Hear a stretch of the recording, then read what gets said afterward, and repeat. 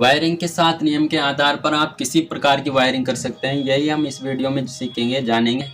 तो वायरिंग का पहला नियम है, यह है हमारा कि सर्वप्रथम न्यूट्रल के वायर को उपकरणों के एक एक पॉइंट में डायरेक्ट जोड़ देते हैं। तो उपकरण वो होते हैं जिन्हें कार्य करने के लिए न्यूट्रल और फेज दोनों की आवश्यकता होती है। तो इस बोर्ड में हमारे उपकरणों की बात करें तो एक इंडिकेटर, एक 5 पिन सॉकेट और एक फैन और एक बल्ब, ये चारों उपकरण हैं क्योंकि इन्हें कार्य करने के लिए न्यूट्रल और फेज दोनों की आवश्यकता होती है। तो न्यूट्रल के वायर को उपकरणों के एक एक पॉइंट में डायरेक्ट जोड़ देते हैं। जैसे हमारे न्यूट्रल का वायर है, तो बल्ब के भी एक पॉइंट में न्यूट्रल का वायर डायरेक्ट जोड़ देते हैं। ये फैन भी उपकरण है, इसके भी एक पॉइंट में न्यूट्रल का वायर डायरेक्ट जोड़ देते हैं। और ये एक 5 पिन सॉकेट, ये भी उपकरण है, इसके भी एक पॉइंट में न्यूट्रल का वायर डायरेक्ट जोड़ देते हैं। और ये एक इंडिकेटर, ये भी हमारा न्यूट्रल का वायर इसमें भी जोड़ देते हैं क्योंकि ये भी एक उपकरण है, इसे भी कार्य करने के लिए न्यूट्रल फेज दोनों की आवश्यकता होती है।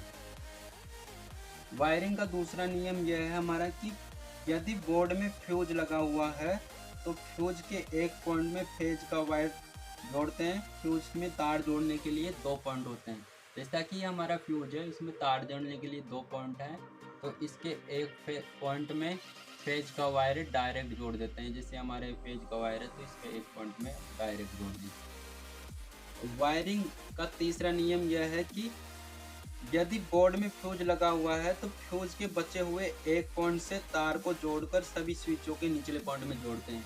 जैसा कि ये बोर्ड में फ्यूज लगा हुआ है, अब फ्यूज के एक पॉइंट में फेज का वायर जोड़ दिए और फ्यूज का बचा हुआ एक पॉइंट, जिससे एक वायर को जोड़कर सभी स्विचों के निचले पॉइंट में डायरेक्ट जोड़ देते हैं। जैसे हमारी स्विचें हैं तो इसके निचले पॉइंट में फेज का वायर डायरेक्ट जोड़ देते हैं। तीनों स्विचों के निचले पॉइंट में फेज का वायर डायरेक्ट जोड़ देते हैं। वायरिंग का चौथा नियम यह है हमारा कि यदि बोर्ड में फ्यूज नहीं लगा हुआ है तो फेज के वायर को सबसे पहले स्विचों के निचले पॉइंट में जोड़ते हैं। तो जैसा कि इस बोर्ड की बात करें तो इसमें फ्यूज लगा हुआ था, इसलिए हमने डायरेक्ट स्विचों के निचले पॉइंट में फेज का वायर नहीं जोड़ा। तो वायरिंग का चौथा नियम ये हमारे लिए इस बोर्ड में लागू नहीं होता, इसलिए हमने वायरिंग के चौथे नियम का प्रयोग नहीं किया। वायरिंग का पांचवा नियम यह है कि यदि बोर्ड में फैन रेगुलेटर लगा हुआ है तो स्विच का बचा हुआ एक पॉइंट फैन रेगुलेटर के एक पॉइंट में जोड़ देते हैं। जैसा कि स्विच का ये एक बचा हुआ पॉइंट है, तो रेगुलेटर में तार जोड़ने के लिए 2 पॉइंट है, तो स्विच का बचा हुआ पॉइंट रेगुलेटर के बचे हुए एक पॉइंट में जोड़ देते हैं। तो ये तो रहा हमारा पांचवा नियम। अब छठे नियम की बात करते हैं। हमारा वायरिंग का छठवां नियम यह है कि रेगुलेटर के बचे हुए एक वायर को फैन के बचे हुए एक टर्मिनल या एक पॉइंट में जोड़ देते हैं। जैसे कि ये रेगुलेटर का बचा हुआ एक पॉइंट या एक वायर है, इसको फैन के बचे हुए एक पॉइंट या एक वायर या टर्मिनल में जोड़ देते हैं। इस प्रकार फैन का कनेक्शन तो पूरा हो गया। अब वायरिंग का सातवां नियम यह है कि अब स्विचों का बचा हुआ एक एक पॉइंट, अब जो भी जितनी भी स्विचें बची है उनका बचा हुआ एक एक पॉइंट उपकरणों के बचे हुए एक एक पॉइंट में जोड़ देते हैं, सिवाय इंडिकेटर को छोड़ के।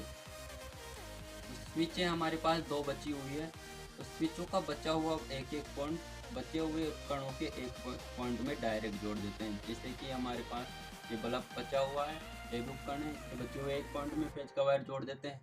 और ये एक 5 पिन सॉकेट बचा हुआ है, इसके एक पॉइंट में फेज का वायर जोड़ देते हैं। अब इंडिकेटर के बचे हुए एक पॉइंट में डायरेक्ट फेज की सप्लाई देते हैं, क्योंकि इसे जलने के लिए न्यूट्रल फेज दोनों की आवश्यकता होती है और इसे लगातार बोर्ड में जलना होता है। ये हमें बताता है कि लाइट आ रही है, संकेत करता है, इंडिकेट करता है, इसलिए इसे लगातार जलने के लिए स्विच के निचले पॉइंट में से ही डायरेक्ट इसको फेज की सप्लाई दी जाती है। इस प्रकार आप किसी भी प्रकार की बोर्ड की वायरिंग कर सकते हो।